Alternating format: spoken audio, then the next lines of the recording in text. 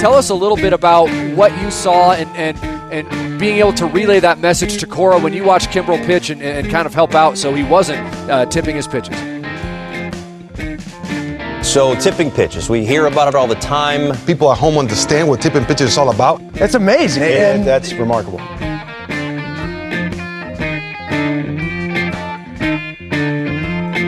Alex, here on the Patreon, you're usually free from me asking you a challenging question to start the podcast. A hard-hitting, journalistic question. But because you're our regular Isaac Chotiner over here, right? Is Isaac Chotiner like weirdly bald? Is he like aggressively bald? I don't know what weirdly bald. Like what do you like bald? You mean like stunningly bald? You know, like most bald people are like, I got a little bit of hair up here. In my head, I'm like, he's like Mr. Clean. No, he's not. He has hair. All I have to go off of is the little cartoon of him. True, he has hair. So I was wrong. In my head, I was picturing him stunningly bald, asking all of those tough questions to all those people who mistakenly agreed to do his fucking sit downs. Appreciate you throwing me off my intro. I worked hard on this. I know you did. I was thinking about it last night as I was flossing before going to bed. I was thinking, what am I going to ask Alex for the first question of the podcast? Over here. Because we haven't, I had to start flossing because my dentist was like, you got to do this, dude. There's like 6 cavities in there. Like, you just got to do it. Like, you're going to be 30 soon. You got to do it. And I was like, all I needed was like one adult woman to tell me to do something one time. And I was like, I'm going to do this every day for the rest of my life.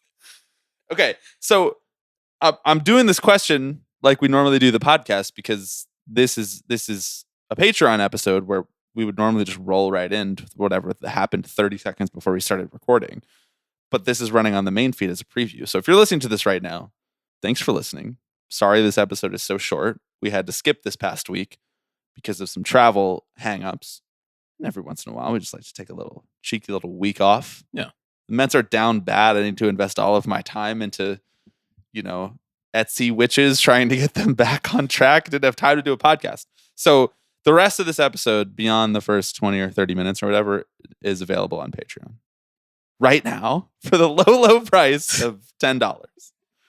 Okay, patreon.com/tipping pitches. But I wanted to keep the intro similar. So here we are, cold open, hard-hitting question for you. Are you ready? I'm ready. I'm locked and loaded. Would you like to address the swirling rumors out here on the streets that you, much like Cameron Winter of Geese in the music industry, are a podcast industry plant? Where did you come from? No one knows how you got here. No one knows how you got this seat. What dark internet forces led you here and now? You say what? No, I wouldn't like to address them. No chance. Yeah, there's a reason my parents' names are blue on Wikipedia. You know, sorry I come from a family of creators. I like how that's your Nepo baby litmus test. That's a good one. There are worse ones, right? I know that. I'm gonna make Wikipedia pages for your parents just to fucking ruin that test for you. You have to make one for me first, right? Is a teacher at wow, government name. Yeah, no, I'll believe it. It's all right. It's all right.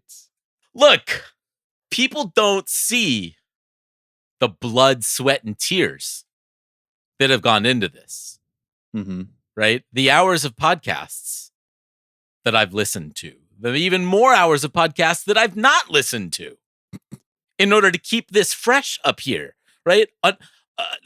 Unencumbered by the forces of this industry, this behemoth. You know, it's hard to stay pure, frankly. And so, if I'm being honest, I take offense to the accusation. All of my Twitter followers, every single one, is manned by someone somewhere. What you're saying is you achieved this ethically. Yeah, this is ethical pod, is what it is. Frankly, dude, if there's one of us who achieved our internet fame ethically, it is you. Yeah. Mhm. I was coasting off the clout machine that is Bill Simmons and Co. Yeah, exactly. You were like, I got that Spotify bag. I'll do a little podcast. They were definitely doing some dark money thing to boost those Yeah, numbers I know. for sure, right? Like what they weren't all at the up and up here. Really, can I just tip my cap to you real quick? Nice work weaving you. in a Cameron Winter Geese industry plant psyop narrative Did into you see this he's episode. dating Olivia Rodrigo? How does that make you feel? That's white boy? That's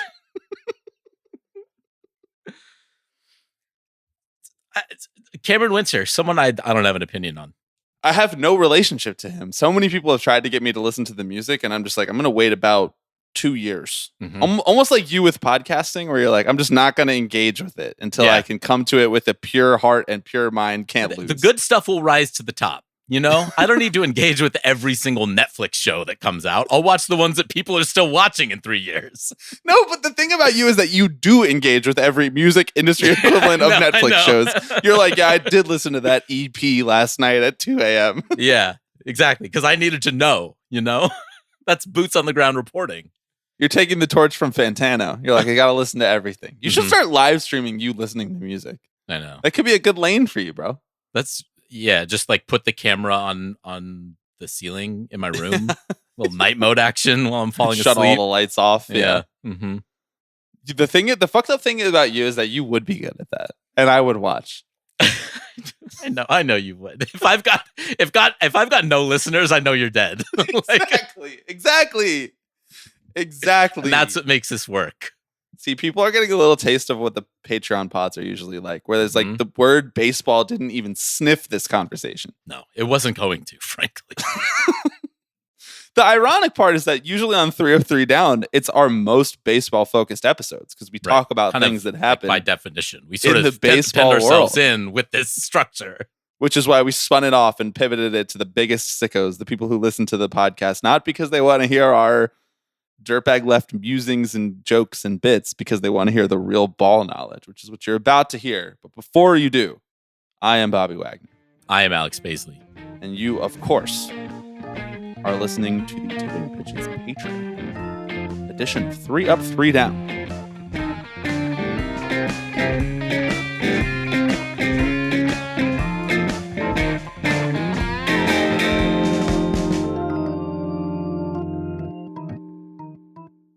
There's a bomb in my car. What is it? What? It's a Geese song. Damn. Oh. Non-ball I'm being over here. real with you, bro. Like, I literally have never heard a single second of one of their songs. It's crazy what you could do when you're the only one choosing songs. Yeah. There's no algorithmic recommendations. I've shut all that stuff off. I'm off Spotify. If I scroll past a music video, I never unmute it. About like a month after the Joyce Manor album came out, you were like, dude, this is the sickest fucking thing.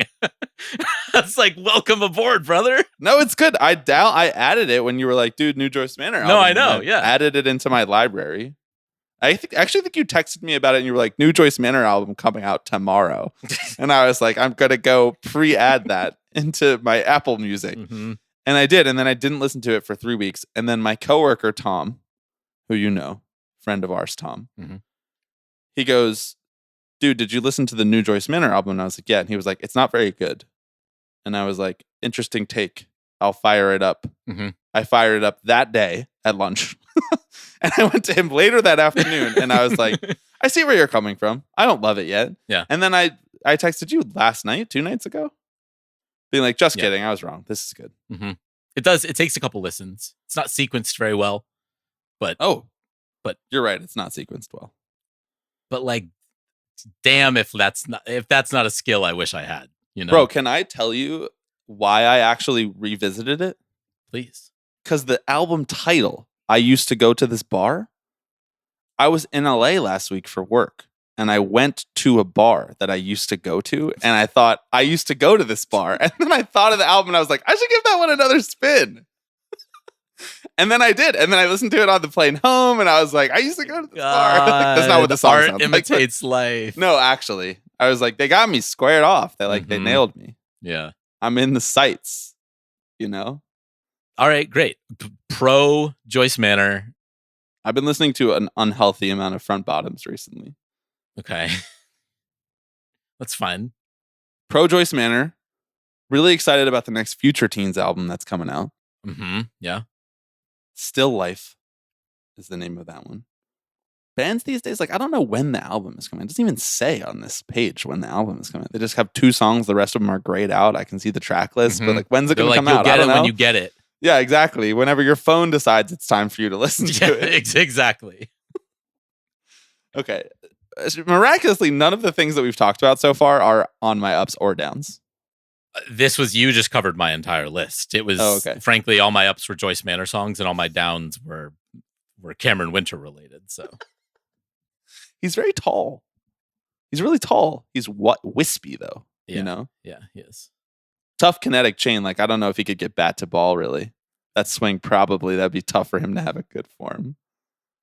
He's more of a glass now type. Maybe Better like pitcher than hitter. a Greinke type. Oh. Was Greinke tall? He always looked short up there. Maybe he was short up there. I just always thought of him as being very like slender, you know? Very slender. Very slender. Great in the box. Great hitter. Great hitter. You know who else was a good hitter for being a pitcher? Who? Matt Harvey. Mm-hmm. Saw him at Dodger Stadium last night. He looks great. He looks great. He's kind of got he's got his hair's grown out a little bit and it's like slicked back a little. It's kind of going for what I'm going for. Mine's a little bit longer than his is at right now, but we're both getting salt and pepper look right now. I feel like we're at very similar stages in our life. Yeah. Him washed out, directionless, showing up at Dodger Stadium for some reason.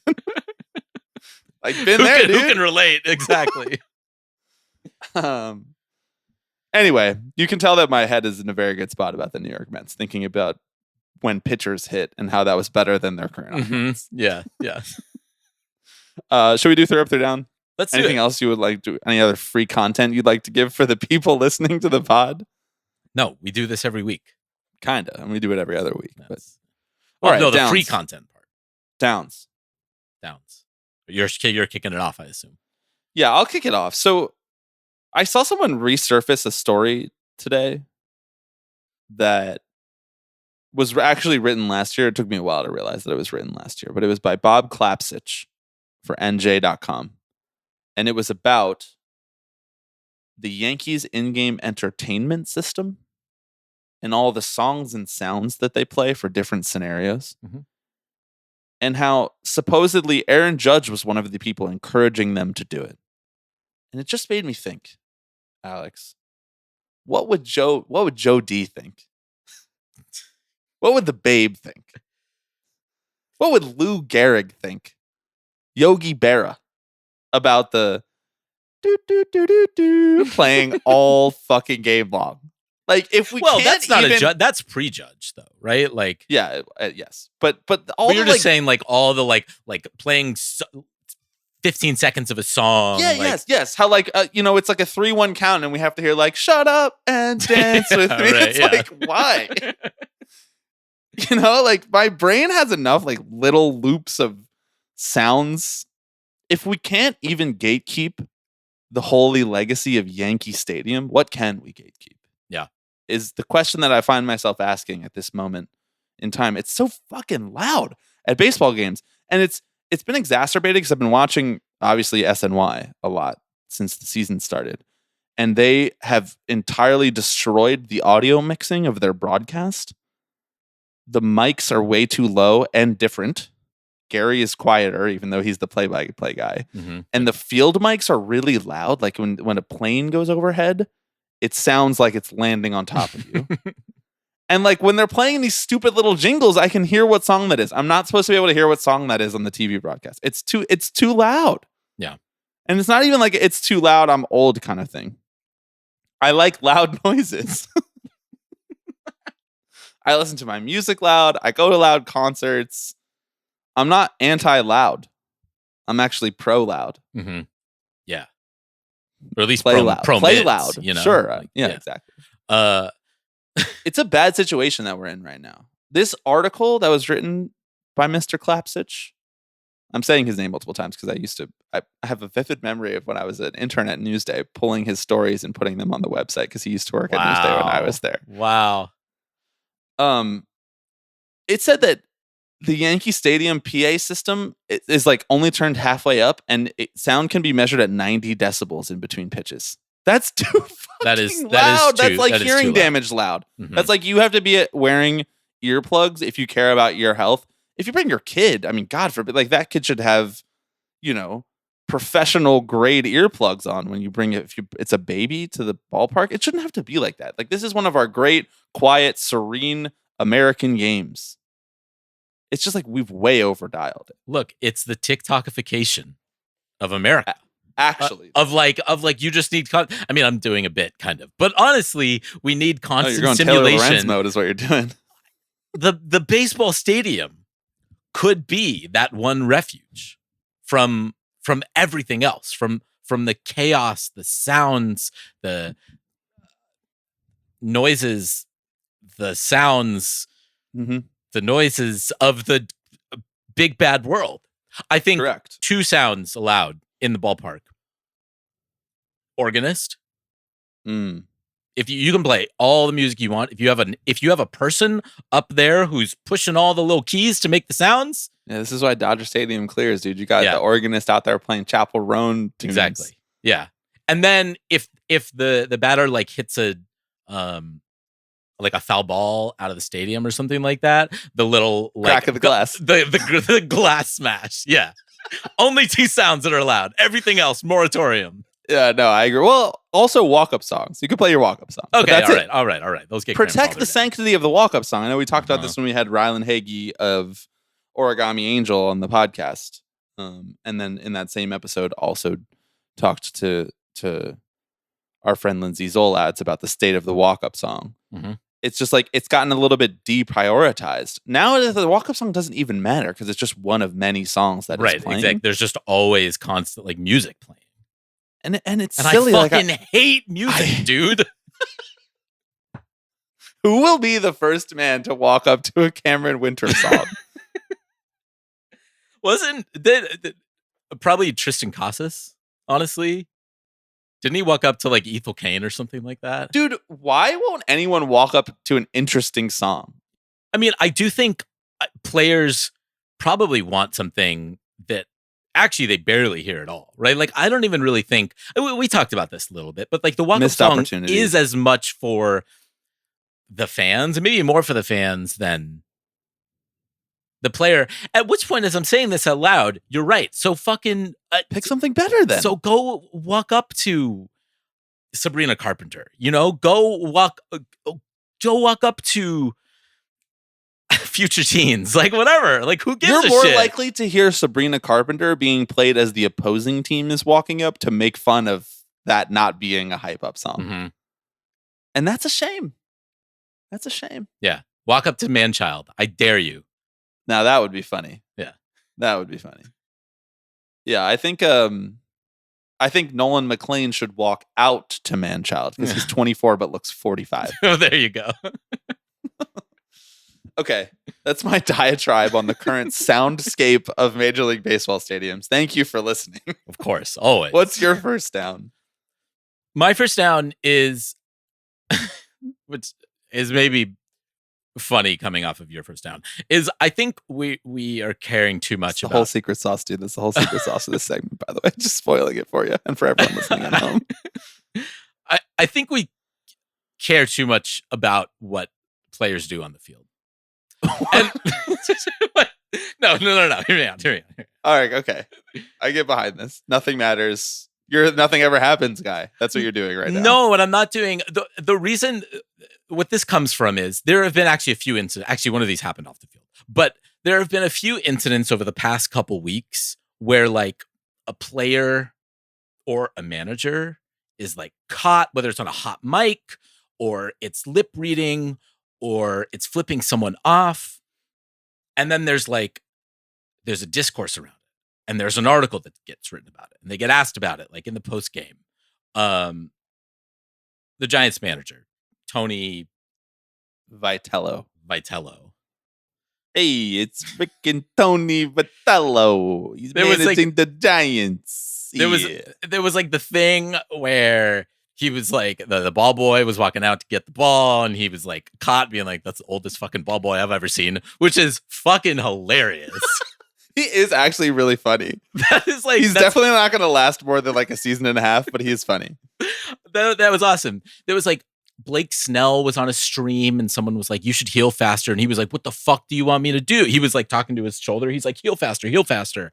What do you want me? What the fuck do you want me to do?" Also funny. If I were in Blake Snell's camp, I would advise him to stop streaming. I probably would too for a few reasons. And then Jaron Duran, who like flipped off a fan the other day because the fan told him to kill himself or whatever. And I'm sort of like, first of all, I think Jaron Duran had the restrained response in that scenario. But second of all, I like, and honestly, this is somewhat similar to what Vitello was saying when he was sort of asked about what he was muttering under his breath, is like, there are cameras trained on these guys for like hours at a time. God forbid, every once in a while, one of them like utters a curse word, you know, or like does a slightly obscene gesture or something. And I recognize like the player fan relationship is very unique, and I don't enjoy seeing players like intentionally antagonizing fans or anything like that. But generally speaking, I think we give fans like way too much benefit of the doubt when it comes to this sort of thing. And I sort of like, if it happens on field and stays on field, if you want to atone for it because you feel you did something wrong, that's great. That's good on you. Are you saying what happens at the yard stays at the yard? It's like, yeah. You know what happens between the lines, brother? I don't know. You're saying that we sort of enter into somewhat of a social contract when we attend a baseball game? You know, I think we enter into a fucking safe space for these guys, is what we do. We're in their house. That's so true. If they want us to take our shoes off, I'll do it. You know? Please keep your shoes on at the baseball game, especially if you're going to be toe to toe with John Fisher. We can't have you guys playing real footsies at the Oakland Coliseum. That's why I'm never allowed at the Sacramento stadium, actually. Sutter Health Arena. Sutter Health Arena. Yeah, I don't think it's an arena, though. I think it's just You're right. Field. Park. Sutter Health Field? Park. I don't know. Sutter Health That's not my team. Municipal I don't care. area. Do you remember that time that we did that amazing podcast episode where we drafted the stadium sponsors that we would want to work for and said what job we would want to do? And do you remember that even better section of that amazing podcast episode that we did where you drafted Sutter Health Park and decided that the job that you wanted was going door to door in the Sacramento area, informing people that they could receive medical treatment from Sutter Health if, and I quote, you have a broken arm or something? Mm-hmm. Yeah. Sorry that people need to know. Dude, honestly, some Sorry, of your it best sounds work. like none of you guys wanted to do it. Exactly why this job is needed. You were so deep in character when that was happening. And you were like doing it in front of two other people who like don't know you that well too. And I was like, this is awesome, dude. This is why he's not a podcast. Like, I think industry none of this is plant. coming through. It He doesn't earned matter. his right, and you just like didn't even bail when Bauman was like, "What are you talking about?" I'm like, "You don't even dig know in. that guy Dig very in. well." So cool, so funny. This is a good take, honestly, because everybody acts really weird at sports games now. And this has been much more of a conversation, I feel like, in the NBA than it has in MLB, because it's like a little bit harder to talk to an MLB player than an NBA player, because you're not quite as close. They're not quite as near you for the entirety of the game. The only people that you could really talk to is if you're like behind the dugout and you could talk to like the players into the dugout, but there's just like almost like too many of them there for you to feel the gumption to say something to the whole team of players. So it doesn't happen quite as often, but it has been happening slightly more regularly the last few years. Remember the Castellanos thing where he like took the selfie with the fan or something and they were talking about how much they hated Manfred? Wasn't that something? And then he like got fined or something like that. I don't know. Yeah, it was just like I said, you don't have to care so much. These guys are just humans. I flip. the people who show up to my office and watch me work, I flip them off all day long. I'll tell you that much. It is weird having a job where people watch you do the job. Mhm. Speaking from firsthand experience. It actually is, honestly. All right. What is your second down? Hold on, I need to All right, close my okay, window. all right. I need to close my window of Isaac Chotner photos. That's really distracting me over here. Do you remember that bit to start the show? Right, it's like, dude, can I see your phone? Yeah, hang on 1 sec. Deleting all the Isaac Chotner photos. Isaac Chotner bald? Question mark? Question mark? Question mark? Isaac Chotner, if you're listening, please first ask Richard Brody whether he's willing to come on the podcast, and then ask yourself whether you're willing to come on the podcast. Mhm. Okay. Agreed. My second down. By the way, I realize, like, if you're listening to this and you don't know what 3 Up 3 Down is, by the way, this is what we do every other week on Patreon. We do 3 things bringing us joy, 3 things taking our joy away. We start with the things that are taking the joy away so that we can end on an up note. That is why you're just going to hear us do some ranting for Mhm. a little while. And then, we have the sort of shot chaser moment Exactly. later in the podcast. Okay. My second down. This truly has nothing to do with baseball. Great. Thank you, because I was running out of things to say about the sport, frankly. But I received multiple text messages about this today. Did you see that the shoe company Allbirds Oh my god. announced that it was pivoting to become an AI compute processing company? Yeah, Newbird's AI, bro. I need you to. Did you buy the dip? I've been a long time shareholder, so I actually That's fair, that's yeah. why I'm in such a chipper mood. Is that like my financial portfolio, is looking up today. Much like Ross Stripling, my portfolio is diversified and very tech heavy. I just need the thing that we do where I ask you what happened and like explain it to me like I'm 5 and or like you're like a Vox video from 2015. I need you to explain to me how a company goes from a shoe company to an AI compute company in one press release. I don't even care about the stock price thing because that's always been exceedingly fake. Is the stock price of any company is a fake thing. That's fake. It's not based on reality. It's just a bunch of people sitting around closing their eyes and then all saying one number at a time and then averaging it. Right. Okay. But I need to understand, like, just as the people who were working there who were making shoes, like, what are they doing now? I have no idea. I don't know. Because they sold all of the branding and presumably Allbirds will still exist just as like a new company. I think what they did was they were like, we're going to sell off all. God, dude. Yeah, Where I else know, am I I know, going to I know. get shoes? I think what happened is they were like, we are publicly listed on the New York Stock Exchange. Therefore, if we want to cash in on this AI bubble, rather than create a new company, go through the process of being listed, do an IPO, all that stuff, why don't we just sell all the boring shoe shit that we do, slap AI on the name, and watch number go up? That's low-key what it is. That's what they did with the .com bubble in the early 2000s, right? We were like, yeah, we could be pets, but what if we were pets.com? But okay, I actually understand the .com aspect of pets.com despite the fact that it was a grift. Like they But were you're like, saying, like, what if we were mechanically, like had like, what pet is- supplies, like we're selling it online, so now we have a .com and we're reminding you that we can sell it online, which functionally makes our business stronger. But is Allbirds like when someone Newbird's walks AI. while wearing? I'm sorry. Is Newbird's AI? When someone walks while wearing our shoes, the energy is transferred into compute power, or is it just like we're not doing shoes anymore? I think they're not doing shoes anymore. I think they're like, here, take the branding, take the IP, take all that stuff. You guys do whatever you want with it. We have all this real estate and we're just going to put a bunch of fucking data chips in there. Oh, so it's literally like they took the stores and turned them into data centers. I mean, I think not the stores, probably like manufacturing. I don't think there's like an Allbirds AI store in like Soho right now, I think they're Didn't just even like think about the warehouses. you're just like, well, they only have storefronts. They just had to use all that.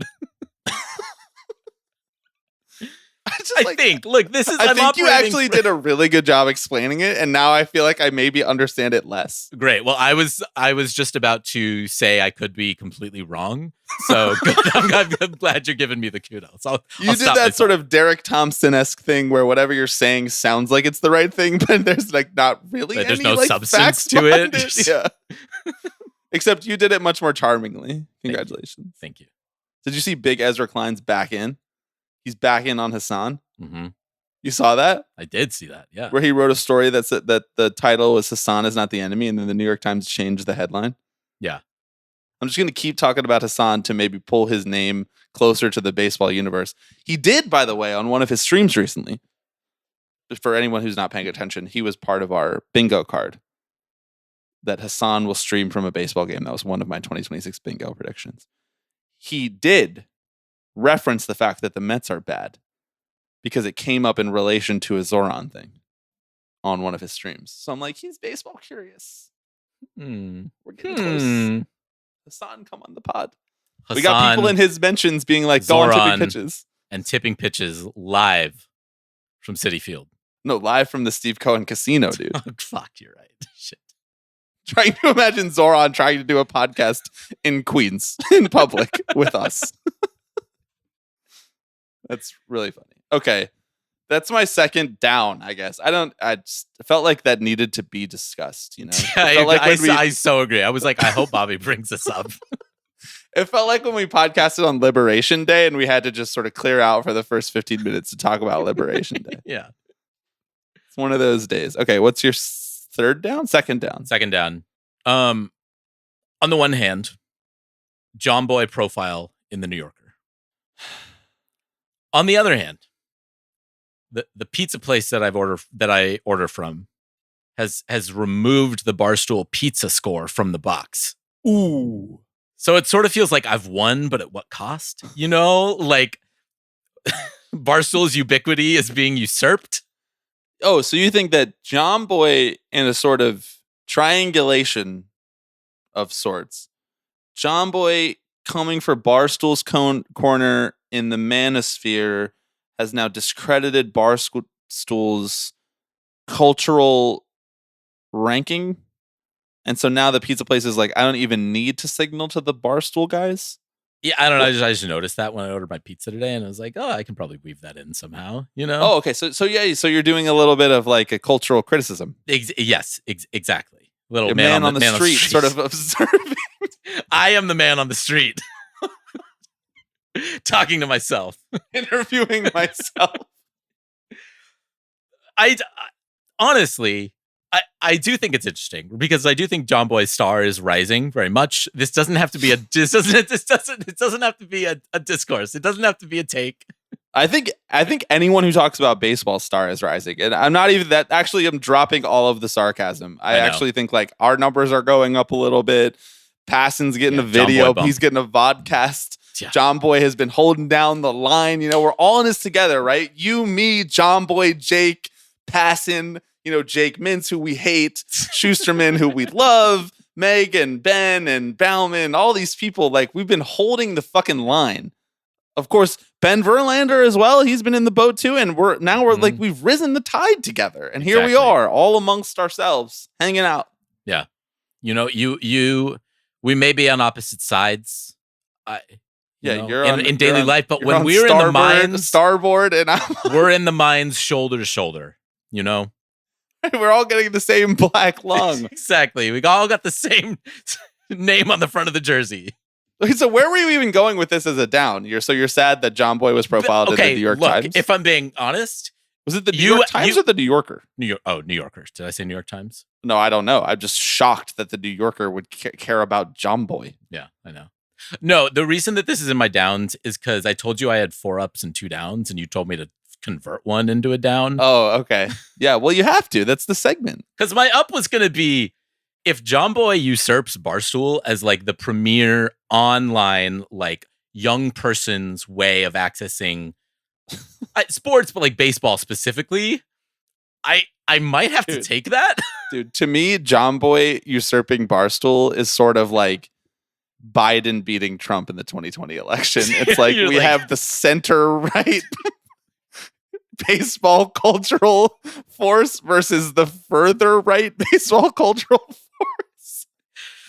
Lesser of two evils. I don't know what you want me to say. I could have thought of a better election to compare it to because that was a weirder one. And I don't necessarily think Trump is Barstool, but they're not that far off, right? Yeah. I wanted to do like McCain and Obama, but I don't think that even John Boy is at Obama's level necessarily as a political talent. Frankly, I think it would have been awesome, though, if you did compare Jimmy O'Brien to Barack Obama. Yeah, Jimmy Obama. I don't know. Is this like, this is kind of like a, what are some other famous presidential elections? It's sort of like when Zachary Tyler took it over. I don't know. We need Russillo on the line to help us out with U.S. presidential history. Oh, my God. Have you been checking out what he's up to recently? No. Interesting things going on his podcast. Let me Not just a fill person you in. I've ever paid any attention to. What's he up to? I know, and that's how you and me are different. Let me just fill you in. His pivot to Barstool is going swimmingly. Mm-hmm. He has a logo that looks like it was made on Microsoft Word in 2004. Cool. It's on like a big poster board that he puts behind him wherever he is recording, which seems like from different rooms of his house. Mm-hmm. Even cooler. With no decoration behind him. The video is like Zoom video for some reason. Like it's not like he doesn't have any sort of like externally recorded, locally sourced video. But the podcast is on video, but it's just him talking for most of it. Good. No extra lighting. It's just as if like he turned the light on in his kitchen. And there's always there's like there's a glass door behind him. And he's always talking about what historical book he's reading and making a genuinely impressive connection back to the 5 NBA games he watched the night before. And then he peppers in, just for a little bit of spice, a little paprika on the whole sauce, he peppers in something about how lonely he is. Mm-hmm. Oh, man. And how he's not married with children. That took a... Wait, he is not married and has children, or he is neither married nor has children? The latter. I got it. Understood. Okay. Yeah, that took kind of a sad turn at the end. His pods always do. They always find a way to make a sad turn. In my head, I'm still trying to figure out the point at which I will cut this off and put it on the main feed. And I haven't decided yet if that Russillo bit was in front of or behind the paywall. Before Russillo or after Russillo. Yeah. Okay, my third down this week is actually something that happened the day after we recorded last, which is that, you remember the Joe Adell 3 home run robberies? I do. Okay, so the next day, FanDuel posted the following tweet. Quote, Joe Adell saved the game. FanDuel is saving your bets. When a once-in-a-lifetime situation like 3 home run robberies happens, we've got your back, Blue Heart. We are refunding all home run bets on Cal Raleigh, Josh Naylor, and J.P. Crawford with bonus bets.